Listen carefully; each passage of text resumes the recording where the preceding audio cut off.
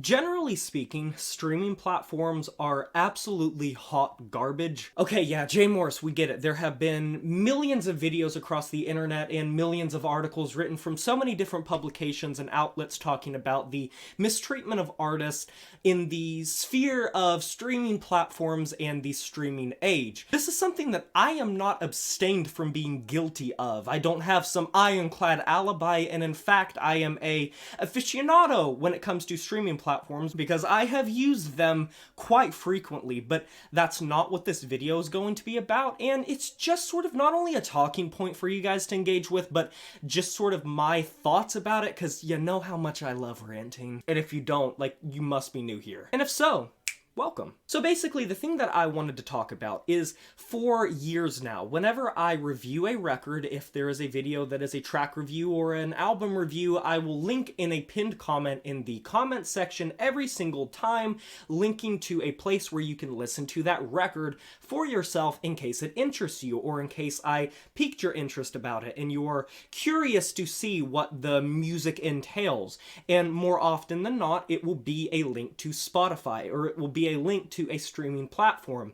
The only times that it is not is if I want to give an alternative link and double the links to both Bandcamp and Spotify, or the record or track is not yet either on Spotify or is not on Spotify in general. Usually this goes for more underground bands that prefer to abstain from streaming platforms, and that will usually link to something like Bandcamp, which that, my friends, is the alternative. And one plan that I have going forward is, if I have the opportunity, when I link to a record, I want to post to Bandcamp in particular, and I'm going to tell you why. So I have Spotify Premium, and I am not going to say that I'm not guilty of using the hell out of it. When it comes to streaming platforms, it's extremely useful and time efficient and just makes life a lot easier, and I get it, that's the pitfall. That's why streaming has taken over the entire world and killed television and movies and libraries and whatever the fuck else you want to say with your Kindles and your Peacocks and your Netflixes and your Spotifys and your Apple Musics.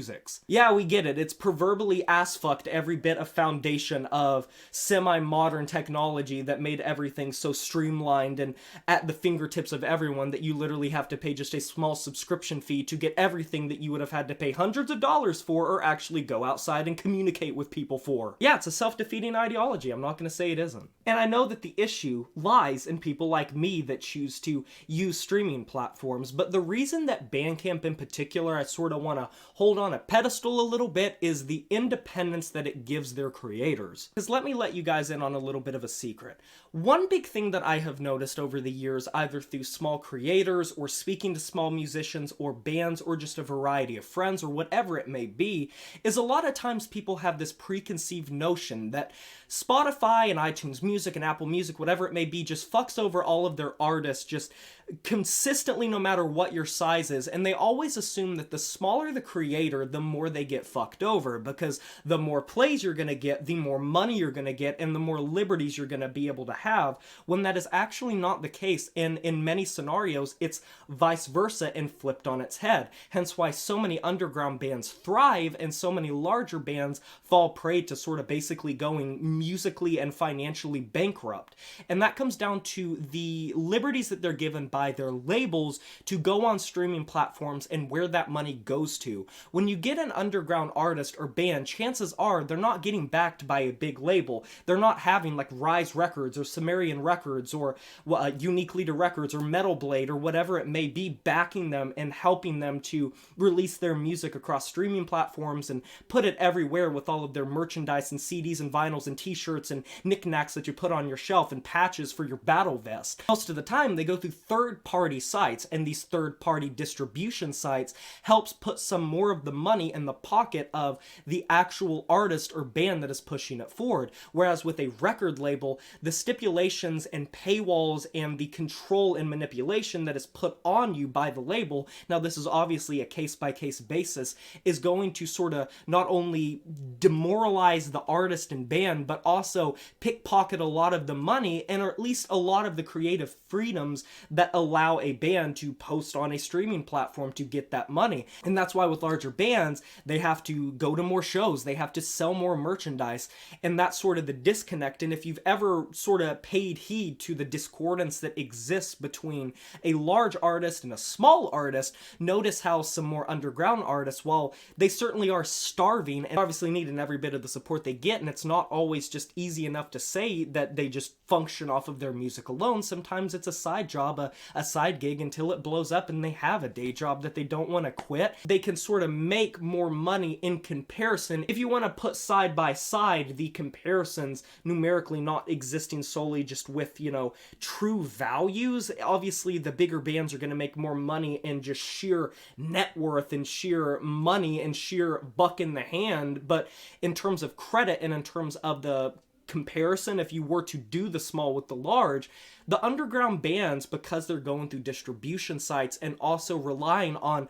other places and other sites that are better for distributing music, namely sites like Bandcamp that allow the money to go specifically to whoever it's designed for, it makes it a lot easier, because a lot of times the bigger bands just won't be on these sites to the same degree as the smaller ones, because they, number one, either don't need to, or number two, are locked into some sort of legal contract by the record label. So the only place to get a lot of their music is either at, you know, your local Barnes and Nobles, or it's on a streaming platform. It's with these deals that they have with Spotify and iTunes and Apple Music, these places that you go to get your music. Whereas if you're distributing through, say, like DistroKid or a Muse, you have more of a chance to put your music on not only more streaming platforms, which are what the big bands already have, but you also have places like Bandcamp where it is straight profit margin. But that's not to say that no blame lies with Spotify and places like that. Spotify is obviously the worst of the worst when it comes to streaming platforms. We've heard horror stories for years upon years about how they mistreat their artists. And just because the bands and artists do it anyway because they know they have the monopoly does not make it necessarily a right or wrong thing. It's just in the streaming age, it really is almost impossible to sort of escape that and go fully organic. Now, I like to consider myself sort of mixed model. I love physical media. I love collecting physical media. I try to support bands through their actual local pages. And as sort of a word of advice, if you ever want to support a band or artist long term, please consider turning to whatever independent site they are publishing at. If you're wanting to buy a shirt, if you're wanting to buy a CD, maybe think before supporting the label and think about supporting the individual artist or band on whatever site they have. Because so much of the time a CD or vinyl or shirt will be so jacked up on a site. Because I'm not crazy when I say this. So many shirts and vinyls and CDs and merchandise can be so astronomically jacked up on the label site, but when you go to the independent side of maybe the band, suddenly the price drops. Now, I get it, you want to also fund the label because that's what gives these bands their contracts so they can distribute their music to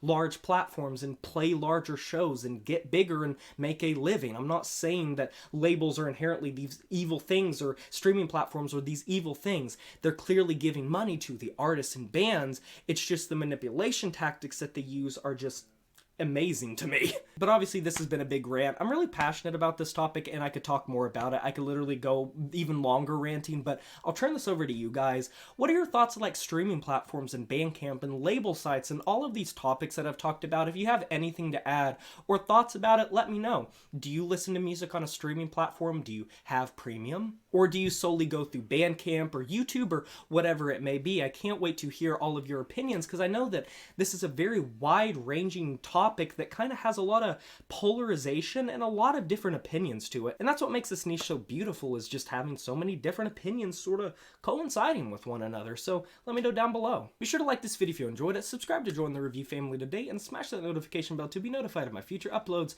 You know who it is. My name is Jay Morse, the Review Guy, and I'm signing off saying farewell.